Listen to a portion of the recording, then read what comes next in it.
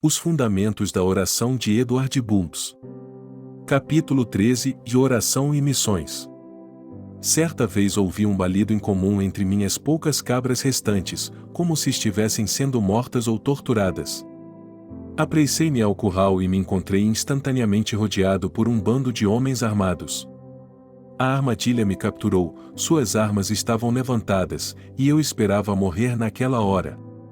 Mas Deus me moveu a conversar com eles de forma firme e gentil, ou adverti-os sobre seus pecados e a punição, ou mostrei-lhes que apenas meu amor e minha compaixão me levaram a permanecer ali buscando o bem deles, e que, se eles me matassem, estariam matando seu melhor amigo.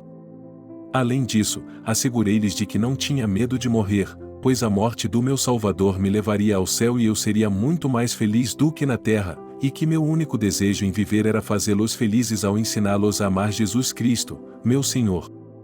Em seguida, levantei meus olhos e mãos aos céus e orei em voz alta para que Jesus abençoasse todos aqueles homens e para que me protegesse ou que me levasse para o céu de acordo com sua vontade. Um a um, foram se retirando, e Jesus os impediu novamente. Nenhuma mãe correu tão rapidamente para proteger o filho que chorava na hora do perigo do que o Senhor Jesus se apressou em responder à oração do fiel e enviar auxílio a seus servos no tempo e modo propícios, na medida em que deve ser para o bem de todos e sua glória. John G. Paton. Missões significa o oferecimento do Evangelho aos homens decaídos de Adão que nunca ouviram falar de Cristo e sua morte expiatória. Significa dar aos outros a oportunidade de ouvir da salvação oferecida por meio do nosso Senhor Jesus Cristo e permitir que outros tenham a chance de receber e aceitar as bênçãos do Evangelho, como temos nas terras cristianizadas. Significa que aqueles que desfrutam os benefícios do Evangelho oferecem os mesmos privilégios e bênçãos do Evangelho para toda a humanidade. A oração tem um papel imprescindível em missões. Serve diretamente às missões. O verdadeiro êxito de todo esforço missionário depende da oração. A vida e o espírito das missões são a vida e o espírito da oração. Ambas foram concebidas pela mente divina. São amigas de peito. A oração cria e faz de missões algo bem-sucedido. Em Salmos 72, que fala sobre o Messias, lemos: "E que se ore por ele continuamente", e confronte com v15. A oração é feita para que Cristo venha salvar o homem e para o sucesso do plano de salvação que ele veio executar. O Espírito de Jesus Cristo é o Espírito de missões. Nosso Senhor Jesus Cristo foi o primeiro missionário. Sua promessa e advento consistiram no primeiro movimento missionário. O espírito missionário não é uma simples fase do Evangelho, nem um mero aspecto do plano de salvação, mas sim seu espírito e vida. O movimento missionário é a Igreja de Cristo Jesus marchando em traje militar, com o propósito de possuir toda a humanidade para Cristo. Qualquer um que seja tocado pelo Espírito de Deus é incendiado pelo espírito missionário. Um cristão antimissionário é uma contradição em si mesmo. Diríamos que é impossível ser um cristão contra missões porque é impossível que forças humanas e divinas ponham os homens em um estado desalinhado com a causa missionária. O impulso missionário é o batimento cardíaco do nosso Senhor Jesus Cristo, enviando as forças vitais de si mesmo por todo o corpo da Igreja. A vida espiritual do povo de Deus aumenta ou diminui conforme a força desses batimentos. Quando essas forças cessam, chega a morte. Igrejas contra missões são igrejas mortas, assim como os cristãos contra missões são cristãos sem vida. A artimanha mais sagaz de Satanás, se não puder impedir um grande movimento de Deus, é de desmoralizá-lo. Se ele conseguir pôr o movimento à frente e o espírito do movimento atrás, então terá materializado e desmoralizado por completo tal movimento. Somente uma oração poderosa salvará o movimento da materialização e manterá o espírito do movimento forte sob controle. A chave para o êxito missionário é a oração. A chave está nas mãos das igrejas mantenedoras. Os troféus ganhados pelo nosso Senhor em terras pagãs serão o resultado de missionários que oram, não de profissionais em terras alheias.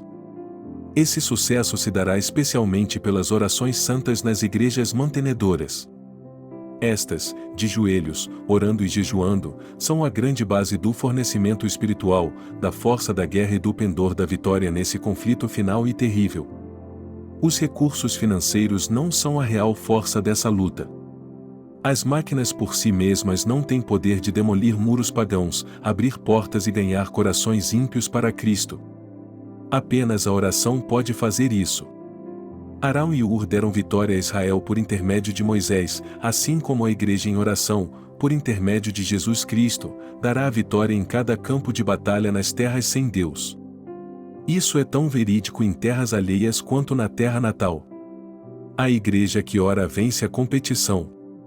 A igreja mantenedora faz algo insignificante ao fornecer o dinheiro para estabelecer a missão e sustentar seus missionários.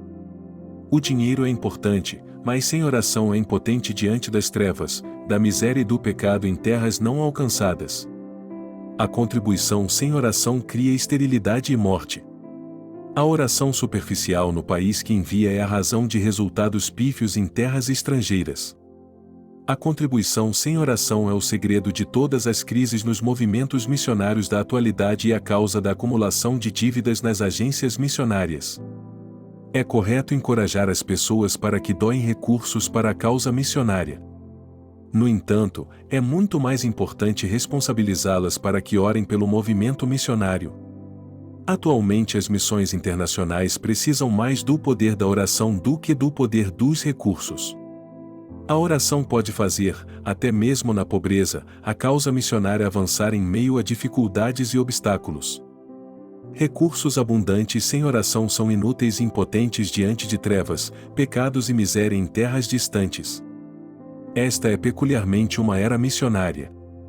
O cristianismo protestante tem sido alvo de agressão como nunca antes em terras pagãs.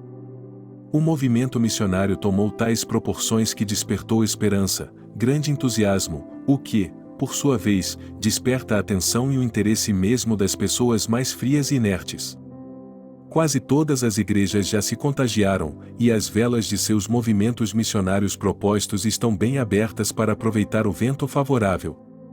Aqui mora o perigo que o movimento missionário vá à frente do espírito missionário. Este sempre foi o perigo da igreja, perder a essência na obscuridade, perder o espírito para a aparência exterior, vindo a contentar-se no mero desfile do movimento, no investimento de forças no movimento, não no espírito. A magnificência desse movimento pode não apenas nos cegar, como também levar-nos a perder o espírito que deveria dar-lhe vida e forma, como um barco que, levado por ventos favoráveis, se perderá quando esses ventos se transformarem em uma tempestade. Muitos de nós ouvimos discursos eloquentes e sinceros que salientam a necessidade indispensável de dinheiro para missões, ao passo que ouvimos apenas uma menção à necessidade indispensável de orar. Todos os nossos planos e projetos rumam para a finalidade principal de levantar recursos, em vez de estimular a fé e promover a oração. A ideia geral entre os líderes da igreja é que, se tivermos o dinheiro, a oração virá em consequência. A verdade é exatamente oposta. Se estabelecermos a igreja no eixo da oração, e assim garantir o espírito de missões, o dinheiro certamente virá como consequência. As ações e as forças espirituais nunca vêm como consequência. As tarefas e fatores espirituais, deixados como consequência, certamente cairão e morrerão. Apenas as coisas que são enfatizadas vivem e governam no reino espiritual. A pessoa que doa não necessariamente irá orar. Muitos em nossas igrejas são grandes doadores reconhecidos pela falta de oração. Um dos males do movimento missionário atual está exatamente aí. A doação está inteiramente separada da oração. A oração recebe atenção escassa, ao passo que a doação destaca-se notavelmente. Aquele que ora verdadeiramente se sentirá movido a doar. A oração cria o espírito generoso. Os que oram darão com liberalidade e abnegação. Aquele que ora em secreto a Deus abrirá sua carteira para ele. Toda doação superficial, relutante e imposta destrói o espírito da oração. Enfatizar o material para negligenciar o espiritual afasta e abate o espiritual de forma inevitável. É formidável quanto o dinheiro desempenha um grande papel nos movimentos religiosos modernos e como a oração é deixada de lado. Ao ressaltar esse contraste, é impressionante ver o papel insignificante que o dinheiro desempenhava na igreja primitiva como fator-chave para compartilhar o evangelho e que função admirável e essencial. Aquele que não é um homem de oração em casa precisa praticar essa disciplina para se tornar um missionário lá fora. Aquele que não tem o espírito que o move a alcançar os pecadores em sua terra natal, dificilmente terá um espírito de compaixão pelos pecadores no exterior. Os missionários não são feitos de homens que falham em sua terra natal. Aquele que será um homem de oração no exterior deve ser, em primeiro lugar, um homem de igreja em sua igreja local.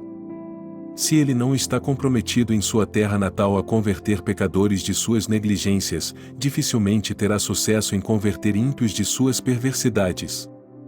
Em outras palavras, é preciso ter as mesmas qualificações espirituais para ser um trabalhador tanto em casa como no exterior. Deus, à sua maneira, em resposta às orações de sua igreja, chama homens para a seara. Triste será o dia quando as agências missionárias e as igrejas omitirem esse fator fundamental e enviar seus próprios escolhidos, independentemente de Deus. É grande a seara? São poucos os trabalhadores? Então, peçam e ao Senhor da colheita que envie trabalhadores para a sua colheita. Que a grande onda de oração atinja a igreja a fim de que esta clame a Deus para enviar seu grande exército de trabalhadores às carentes searas do mundo. Não há perigo se o Senhor da seara enviar trabalhadores demais e encher os campos. Aquele que chama certamente providenciará os meios para sustentar os que ele chama e envia. A grande necessidade nas igrejas modernas é a falta de intercessores. Estes eram escassos nos dias de Isaías. Veja a queixa do Senhor: ele viu que não havia ninguém, admirou-se porque ninguém intercedeu, e Isaías 59:16. Portanto, hoje, há uma grande necessidade de intercessores, primeiramente para as searas necessitadas da terra, que nasçam de uma verdadeira compaixão cristã pelos milhares que não têm o Evangelho, e, em segundo lugar, intercessores para que sejam enviados trabalhadores por Deus a esses mesmos campos em necessidade.